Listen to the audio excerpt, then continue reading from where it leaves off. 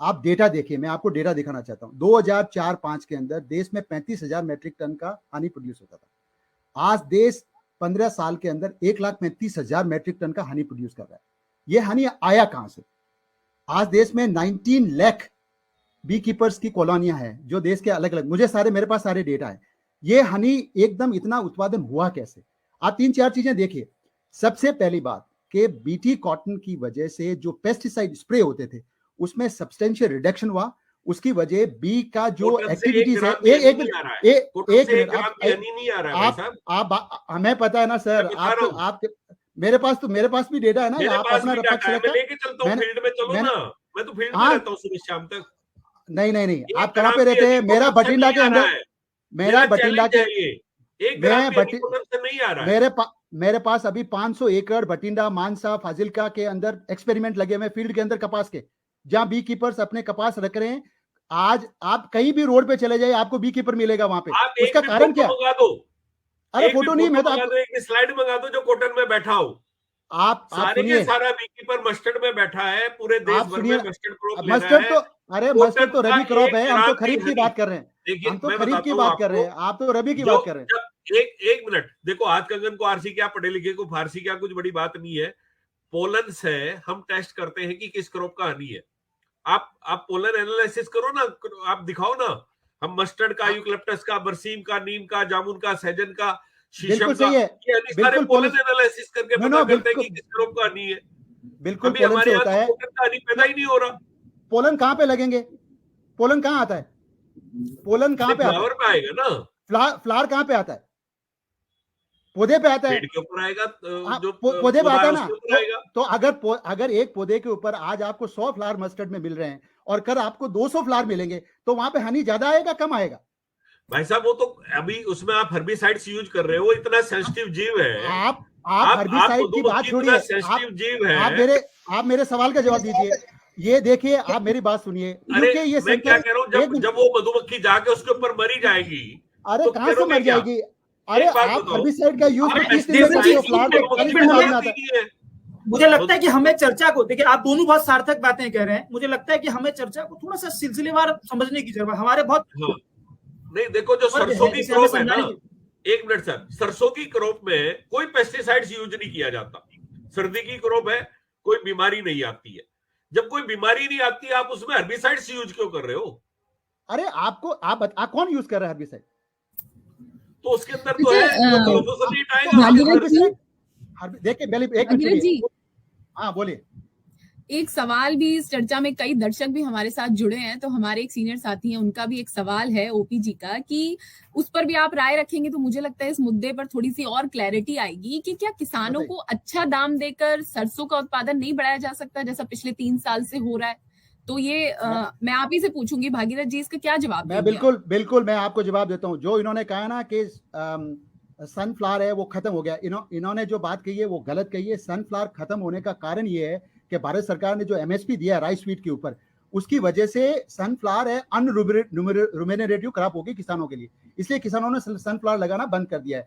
देखिए, आप एक चीज को समझिए, यहाँ पे एक मिनट, आप एक चीज को समझिए, पौधों के, अरे एक मिनट रुकिए ना, इतना छोटा सा, और 15 दिन में क्रॉप खत्म हो जाती है, उससे मिलता नहीं है, ना नेक्टर मिलता, ना पोलन मिलता, ना उससे क्रॉप मिलती। सनफ्लावर का जो इंट्रोडक्शन इंडिया में हुआ शंकर से ही हुआ था। आपको ये जानकारी लेना बहुत जरूरी है कि सनफ्लावर का जो इंट्रोडक्शन ही शंकर से हुआ है। आप इतना ऐसा शंकर कर दोगे कि उससे कुछ मिले ही ना। ऐसा नहीं है ना, आप मिले ना कुछ मिलेंगे।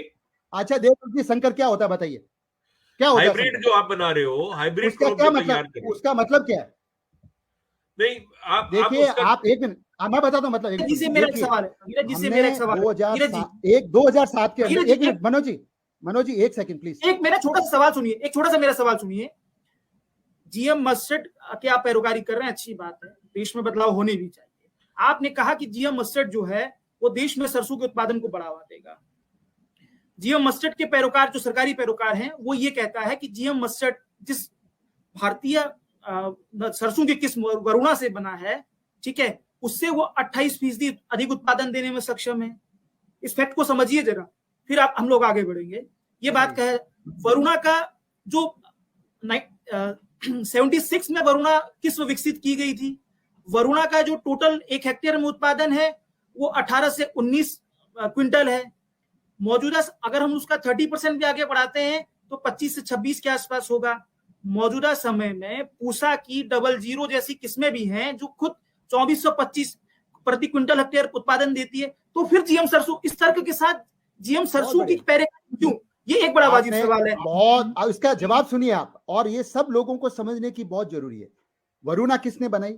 दीपक पेंटल ने। डीएमएच 11 किसने बनाया? दीपक पेंटल ने।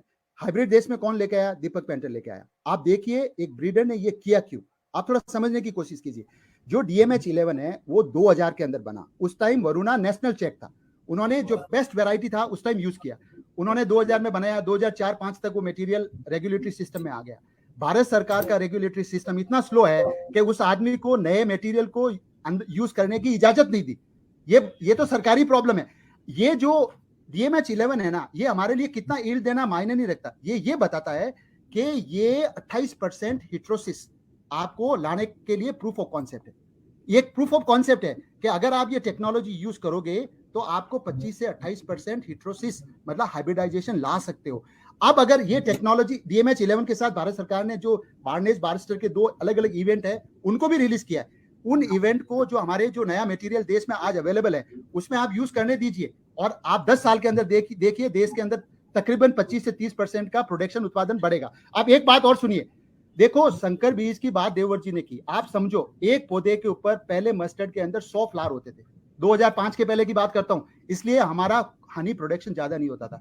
आज संकर पौधे पे 200 फ्लावर होते हैं। एक मिनट रुको यार, आप बात सुनिए ना, फ्लावर ही नहीं होंगे तो कॉलोनी क्या करेगी? रिक्वायरमेंट देवव्रत जी और भागीरथ जी पिछले कई कॉलोनी नहीं थी, गलत आप स्टेटमेंट दे रहे हो। नो बिल्कुल नहीं, बिल्कुल सही दे रहा हूँ। जरूरत ही नहीं थी उस टाइम, नहीं होता था। आपके पास फ्लावर ही नहीं है। पहले बी कॉलोनी नहीं होती थी, बी कॉलोनी ब्रीड करी गई, उसको बढ़ाया गया, तब हम वहां पहुंचे। जब हम पॉलिनेशन करके अपनी क्रॉप को डबल कर सकते हैं तो आप संकर के थ्रू जीएम क्रॉप की जरूरत में कहां पड़ेगी फिर?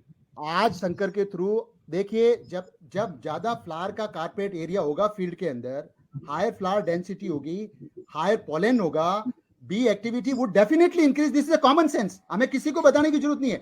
अगर जो आज प्रधानमंत्री जी का सपना है कि मुझे 1,35,000 से जो हनी प्रोडक्शन है वो 2.5 लाख करना है, 3 लाख करना है, तो हमारे पास में अगर मटेरियल नहीं है तो करेंगे कैसे?